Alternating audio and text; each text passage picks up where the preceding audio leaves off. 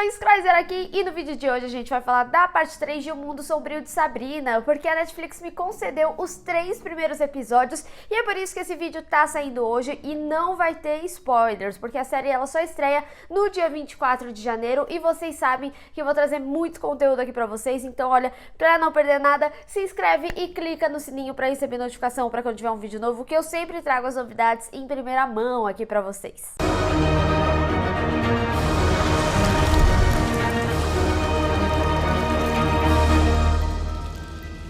Nessa parte 3 de O Mundo Sombrio de Sabrina, a gente vê como os reflexos do final da parte 2 afetaram bastante aí na história. O próprio Nick, como que ele tá lidando com toda essa questão de ser hospedeiro do Satã e até mesmo a escola, né? A gente vai acompanhar o reestruturamento dela até para as bruxas terem o conhecimento de bruxas, se formarem e assim virarem grandes bruxas. Eu gostei muito de como eles fizeram esses reflexos. A Sabrina, ela tem feito o possível para arranjar uma outra forma de recuperar o Nick, mas ainda assim ter algum tipo de hospedeiro. A gente sabe que o corpo humano é o melhor hospedeiro e é o hospedeiro mais forte. E tem também o fato da Sabrina ter que lidar com o pai dela. Eu gostei que eles deram essa continuidade para a história do pai dela, até porque ele não morreu de fato, ele tá ali hospedado e tudo mais. Então eu gostei muito do personagem e eu tava curiosa para ver ele em ação e eu queria muito ver ele na sua potência, né? Porque a gente sabe que ele é um ser poderoso e a gente viu meio que a Sabrina dando uns dibre aí nele e ele tá sendo bastante enganado. E a gente sabe que o diabo não gosta de ser enganado, né? Além disso também, o Nick, eu gosto de ver como que isso afeta ele também. Eu acho que esse início da série, ele é um pouquinho mais pesado nesses fatores aí. E eu tenho uma desconfiança aqui que podemos ver o Nick como conhecemos aí nessa temporada. E também as tias da Sabrina, como que elas estão trabalhando aí para reestruturar tanto a escola quanto a igreja e principalmente pelo grande desejo da Zelda, mas ao mesmo tempo a gente também vê a Hilda meio que procurando a vocação dela, o que me faz mais crer ainda na possibilidade da Hilda ser a Spellman, que possivelmente pode morrer nessa temporada, por essa desvencilhação, né, de cada uma buscar ali a sua vocação. E falando em vocação, eu acho legal também porque ao mesmo tempo que elas estão nessa luta aí delas, pessoal, a Sabrina também tá com inúmeras responsabilidades, então eu acho que também é o momento dela talvez se descobrir até o final dessa temporada. Não é nada que eu tenha assistido especificamente, mas como ela tá no momento do high school e tem toda essa questão de você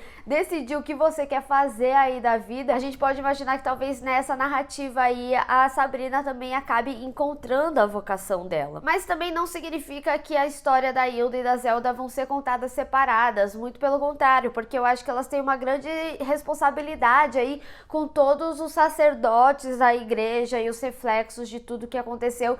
Então eu tô bastante curiosa para ver, porque cada vez mais essa história vai se intensificar e é algo muito sério do que aconteceu ali. E falando de desvínculos, eu gostei também que da mesma forma que os amigos da Sabrina se propuseram ajudar ela com toda a questão do Nick, ao mesmo tempo eles também têm as suas histórias, os seus demônios para batalhar. A gente vê que eles têm um contexto mais ali do colégio, o Harvey mesmo tentando conciliar esse novo relacionamento. A Rosa também, ela tem se encontrado em outros grupos ali na escola, então é legal também ver um pouquinho dessa abrangência dos assuntos da escola. E o tio, né, a gente sabia que teria um novo personagem, que é o Robin, que iria se envolver romanticamente, mas ele é um personagem que vocês com certeza vão se surpreender. Eu realmente não tava esperando e eu tô bastante curiosa pra ver como que vai continuar essa história.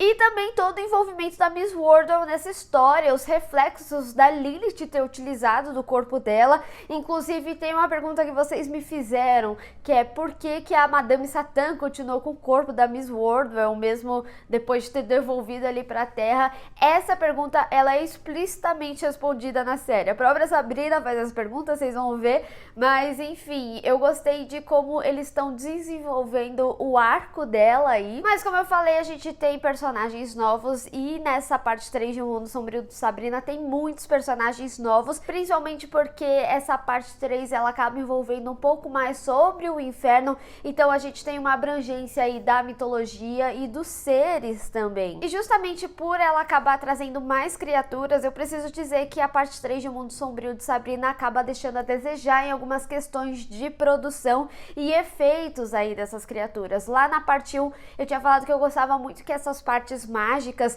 elas tinham uma distorção na fotografia, principalmente porque essa fotografia ajudava a disfarçar alguns efeitos quando estavam ali envoltos da magia, principalmente porque provavelmente eram efeitos de baixo custo, só que aqui, como tem uma abrangência maior, não é sempre que dá para disfarçar, então me incomodou bastante.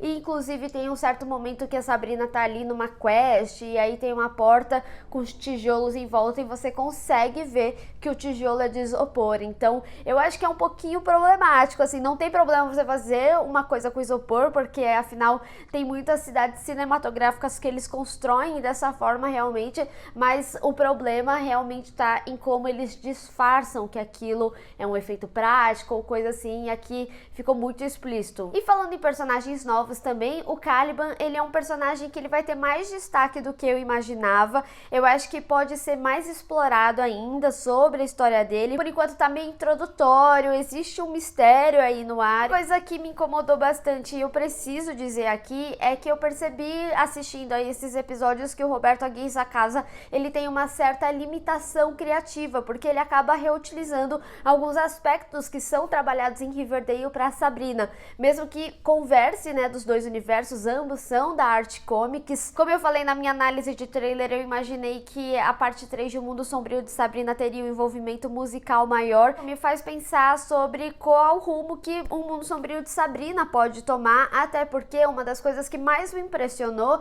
era justamente por, apesar de ser uma série que fala com o público adolescente, um público mais novo, ela ainda assim é uma série bastante pesada, ela tem essa originalidade. Riverdale é mais high school, sabe? E eu gostei que quando ele veio pela Netflix, O Mundo Sombrio de Sabrina, a gente conseguiu ter um outro aspecto bem original ali do trabalho, e aí eu fico me perguntando se essas questões podem colidir muito. E outra coisa também que eu observei ao assistir esses episódios é que ele tá bastante acostumado também com produções feitas para TV. E eu falo isso porque quando uma série é feita para TV, como os episódios são semanais, tem algumas questões que, conforme as pessoas vão criticando, você consegue incluir ao longo da temporada. E uma das coisas que criticaram muito na parte 2 de O Mundo Sombrio de Sabrina era a ausência do Salem. E aqui a gente vê que ele tem uma participação maior, mais pro primeiro episódio, mas depois ele é esquecido de novo. Então tem que tomar cuidado um pouco com essa continuidade da história. Mas uma coisa que eles sabem fazer muito bem é mexer com os nossos corações e com algumas possibilidades de crossover aí com Riverdale.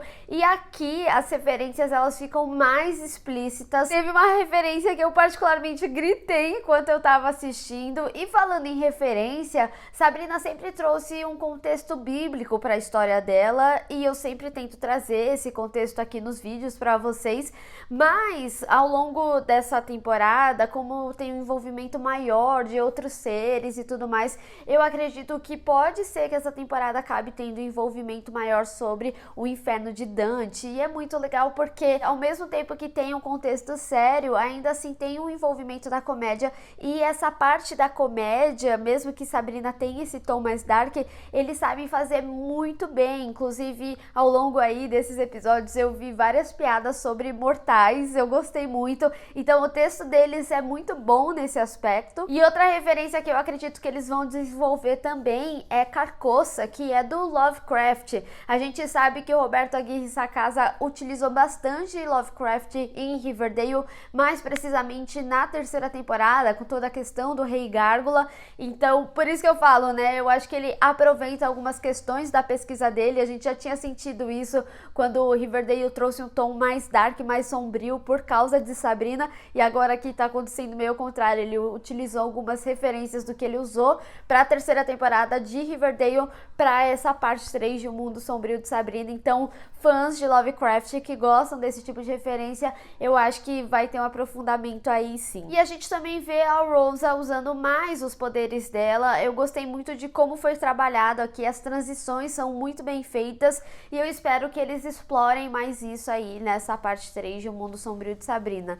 Com base nisso, eu acho que a gente tem uma boa continuação aí na história, eu acho que tá bem coerente com tudo do que aconteceu do final, algumas incoerências que eu apontei aqui nesse vídeo que me preocupam um pouco, eu quero, lógico, terminar aí a temporada para trazer o vídeo com spoilers e poder me abranger mais nessas questões que me incomodaram ou que talvez não me incomodem tanto aí com a conclusão dessa história. Com isso, eu espero que a série ela mantenha a originalidade dela, que foi o que conquistou os fãs e trouxe também esse tom mais dark, essa comédia. Eu acho que é o que torna essa série tão incrível e tão gostosa da gente assistir e acompanhar esses personagens e, lógico, o apego a eles, né, com tudo. E é por isso que a gente fica torcendo aí pelos chips. Eu gosto de como tem tomado o rumo dessa história, eu tô bastante curiosa para ver o decorrer dela aí junto com vocês e trazer vários vídeos e discutir cada pontinha aí da parte 3 de O Mundo Sombrio de Sabrina, que chega dia 24 na Netflix. Mas deixa aí nos comentários o que vocês estão esperando para essa parte 3 de O Mundo Sombrio de Sabrina. Vamos discutir. Bem, pessoal, espero que vocês tenham gostado desse vídeo. Não esqueça de deixar o seu gostei e compartilhar nas redes sociais. Inclusive, me segue lá, se inscreve no canal e clica no sininho para receber notificação para quando tiver um vídeo novo. Te vejo no próximo. Tchau!